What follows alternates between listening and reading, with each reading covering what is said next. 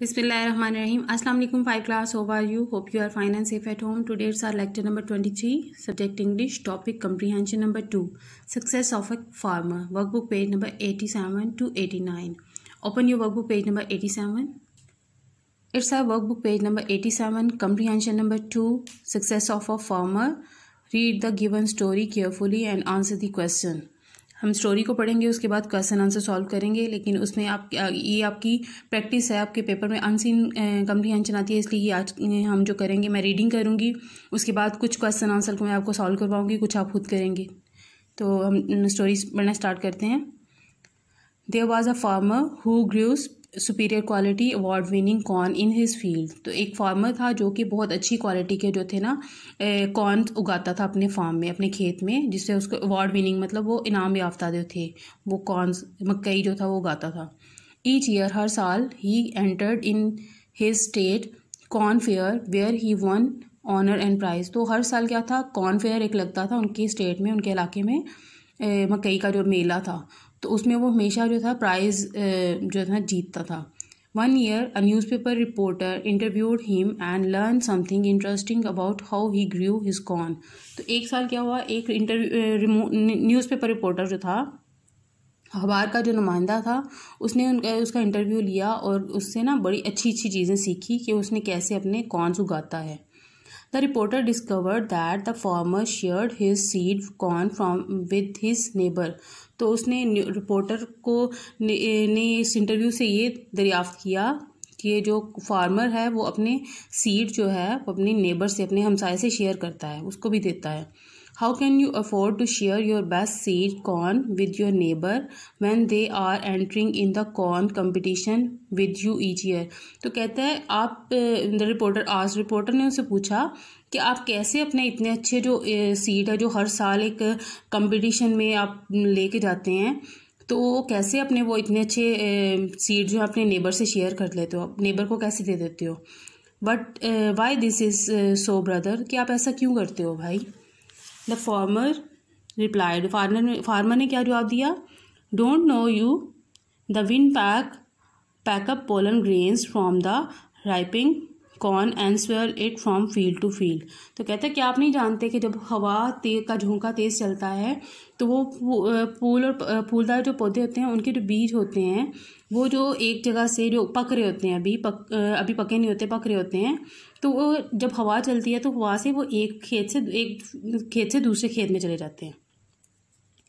If my neighbors grow inferior, substandard and poor quality corns, cross-pollination will steadily degrade the quality of my corn. तो कहते हैं अगर मेरा हमसाया जो है, मेरे साथ जो खेत वाला है, वो एक लो क्वालिटी के बड़े खराब से कमतर से वो बीज वो इस्तेमाल करेगा, तो उसके जो वो बीज हैं उड़ के मेरी फसल में आ जाएंगे, तो क्या मेरी फसल खराब नहीं होगी क्रॉस पॉलिनेशन से, मतलब इधर से उधर जब बीज जाएंगे तो क्या मेरी फसल खराब नहीं होगी।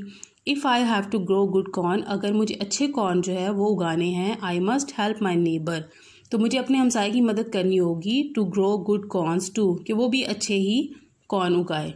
The farmer gave a superb insight into the connectedness of life. तो इसने फार्मर ने बड़ी अच्छी एक जो है ना वो एक नज़रिया पेश किया लाइफ के साथ जुड़ा हुआ, कि his corn can not improve unless his neighbours corn also improve.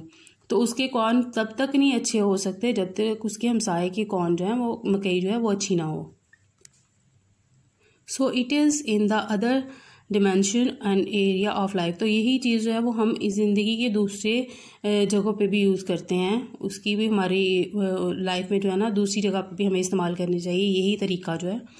Those who choose to be in harmony must help their neighbours and colleague to be in peace. तो अगर कोई लोग जो है वो सुकून में रहना चाहते हैं, अच्छे लाइफ गुजारना चाहते हैं, तो उनको चाहिए अपने नेबर से, अपने कोलीग्स के साथ भी अच्छी उनकी हेल्प करें, सुकून में रहने से, अच्छी तरह रहने में उनकी हेल्प करें, तो आप खुद भी अच्छी तरह से रहोगे।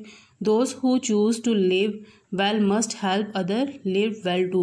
तो जो अच्छी लाइफ गुजारना चाहते हैं उनको चाहिए कि वो दूसरों की भी मदद करें अच्छी लाइफ गुजारने में। The value of life is measured by the lifes it touches.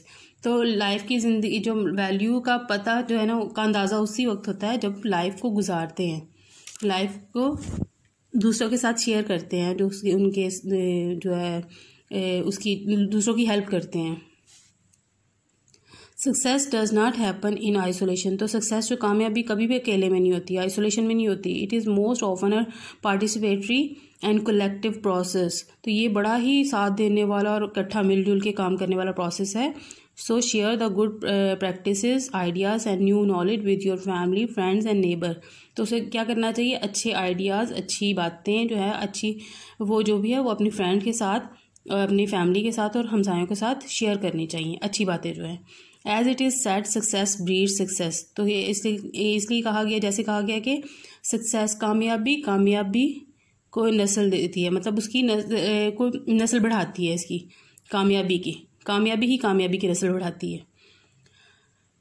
Abdullah इब्न उमर रज़ियल्लाहु ताला अन्हु narrated that the holy prophet सल्लल्लाहु अलैहि वसल्लम, अब्दुल्ला इब्न उमर रज़ियल्लाहु ताला अन्हु कहते हैं कि हज़ूर पाक सल्लल्लाहु अलैहि वसल्लम ने कहा, the best friend in the sight of Allah, Allah की नज़र में सबसे अच्छा दोस्त वो है is he who is well wisher of his companion, जो कि अपने दोस्त का वेल विशर हो, अच्छी सोच रखने वाला हो, उसका हमनवा हो उसका। And the best neighbour is one who behave best toward his neighbour, और सबसे अच्छा हमसाया वो है वो जो अपने हमसाए के साथ अच्छा बिहेव करे, अच्छा बर्ताव करे। ठीक है, ये हमने रीडिंग कर ली। अब हम क्वेश्चन आंसर सॉल्व करेंगे। मैं जस्ट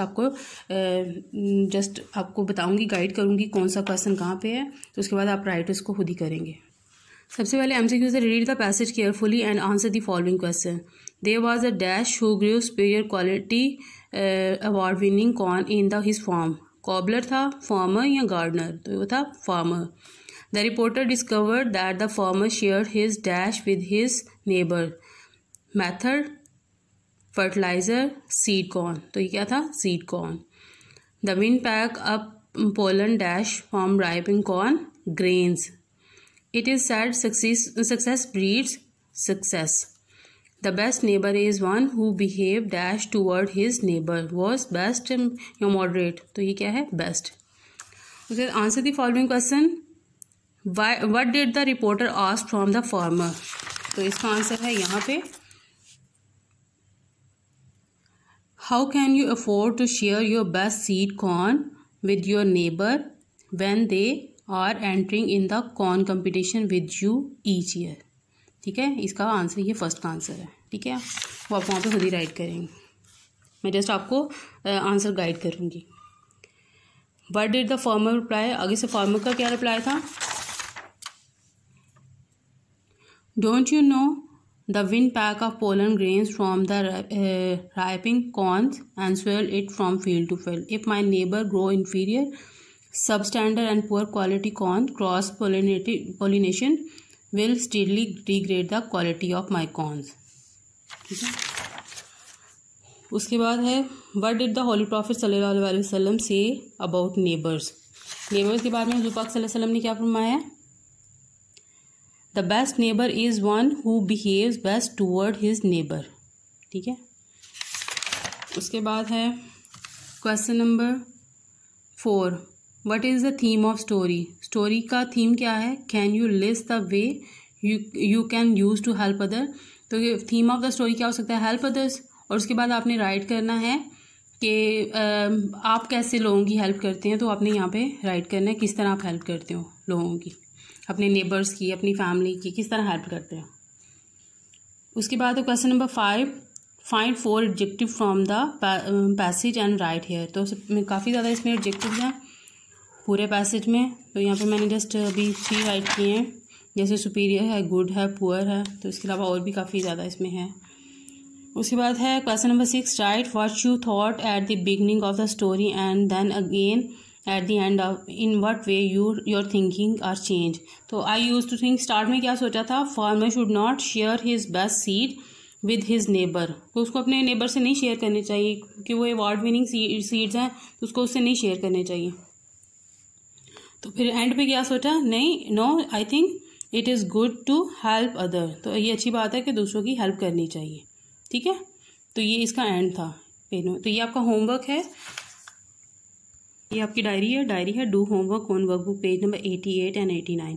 87 पे हमने रीडिंग किया है इसकी स्टोरी की, और 88 पे आपके क्वेश्चन आंसर हैं जो मैंने आपको बता दिए हैं। तो आपने 88 और 89 पेज पे ये इसको सॉल्व करना है। Okay, thank you, have a nice day.